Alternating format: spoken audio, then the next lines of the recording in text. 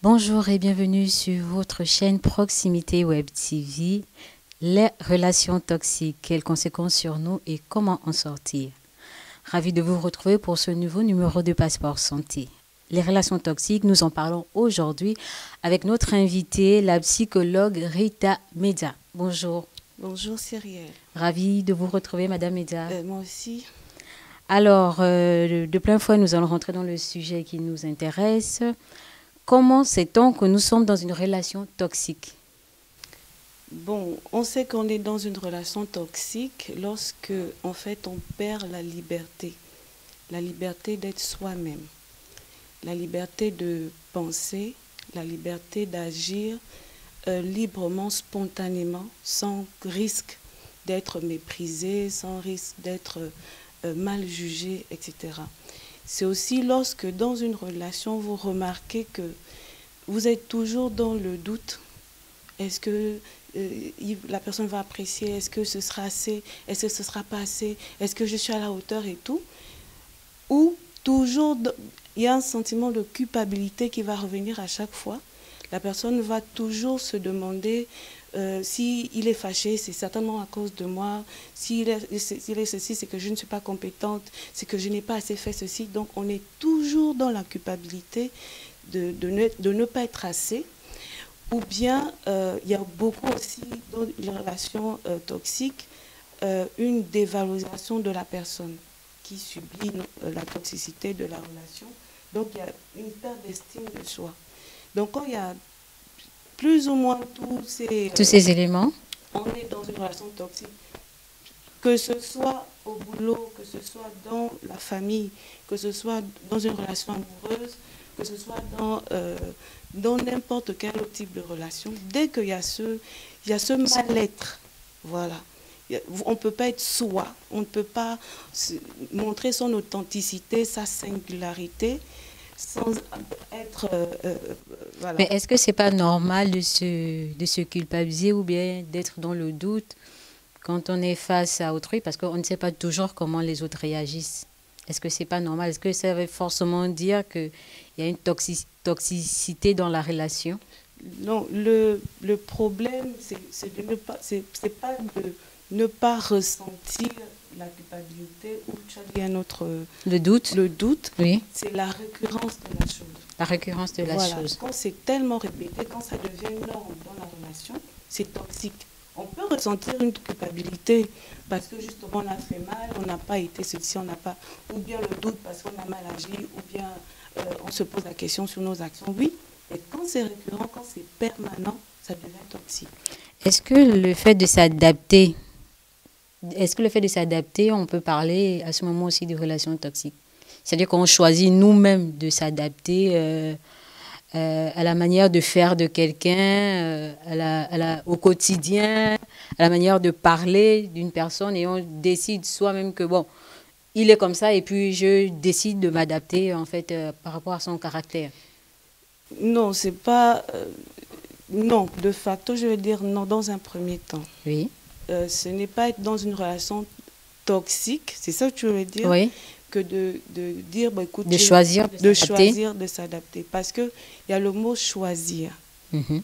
Quelqu'un qui est dans une relation très toxique n'a pas beaucoup de choix. Je pense, en fait, la question elle est un peu compliquée parce que je pense que tu veux parler d'emprise à ce moment-là.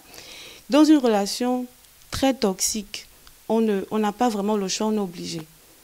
Or, quand tu décides de toi-même, tu décides de toi-même de dire, bon, vu l'environnement, vu les défauts, on va dire, de la personne, voilà. Je décide d'adopter ceci. Oui. Tu as en toi-même pleinement possession de ta décision de faire ou de ne pas faire. C'est de la maturité dans les relations, on appelle ça de la maturité. D'accord. Parce que tu as un but, tu ne veux pas tout gâter. Évidemment. Voilà, donc tu t'adaptes. Mais ce n'est pas être sous emprise, si je comprends bien la question. Oui, ce n'est pas sous emprise parce que la personne qui est sous emprise n'a pas efforcé de le faire. Et souvent même, c'est la personne qui domine, qui impose ça.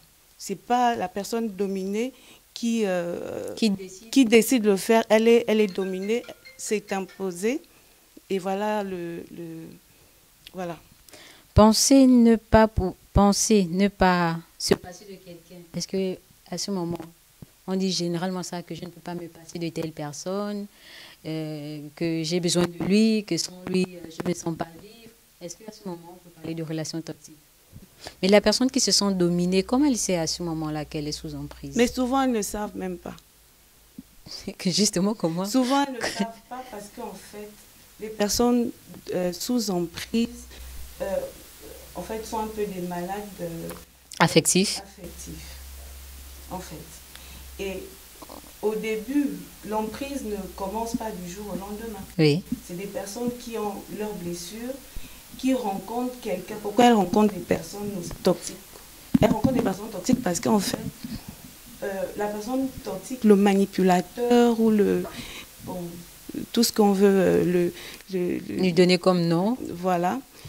Repère en la personne ces failles-là. D'accord. Et la personne se présente au début comme quelqu'un qui vient pour aider, donner cet amour, donner cette affection. Que vous recherchez tant. La personne doit vous... Au tout début, c'est fort, c'est intense. C'est intense, c'est puissant. Et puis, au fur et à mesure, la personne va se nourrir de vos failles pour se nourrir son narcissisme, comme on dit. Mais c'est un long processus. Je voudrais un peu m'arrêter là-dessus. Oui, allez-y. J'ai dû recevoir une patiente chez moi. Elle était totalement sans prise. Et elle a dû se rendre compte qu'elle était sous emprise parce qu'en fait, ils étaient dans une situation de séparation. Oui. Et elle ne pouvait pas vivre sans lui. Elle ne pouvait pas. Elle disait, et pourtant tous les jours, la personne l'insultait, la personne la dévalorisait.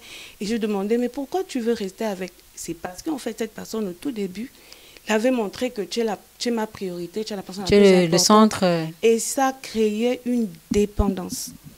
Une dépendance qui fait que lorsqu'elle n'est même plus avec lui, puisque c'est le schéma qu'elle enregistrait, elle veut repartir pour retrouver ça, même si la personne maltraite.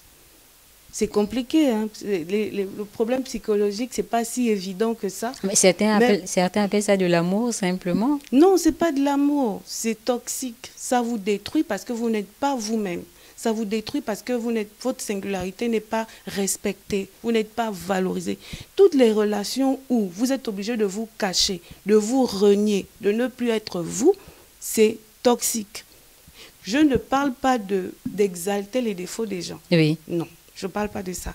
Je ne parle pas de quelqu'un égoïste, on doit le laisser égoïste parce qu'on doit... Non, il ne s'agit pas de ça. Il s'agit des bonnes choses que vous avez, des bonnes ressources que vous avez. Vous n'arrivez pas à l'exprimer par peur, par crainte, ou parce que vous êtes manipulé, ou parce que vous êtes dominé, ou parce que ça, c'est toxique. Quel que soit le milieu où on exerce cette relation-là. Et comment sortir alors de ce type de relation? Comment aider ces personnes justement qui se trouvent dans des relations toxiques et qui ne le savent pas?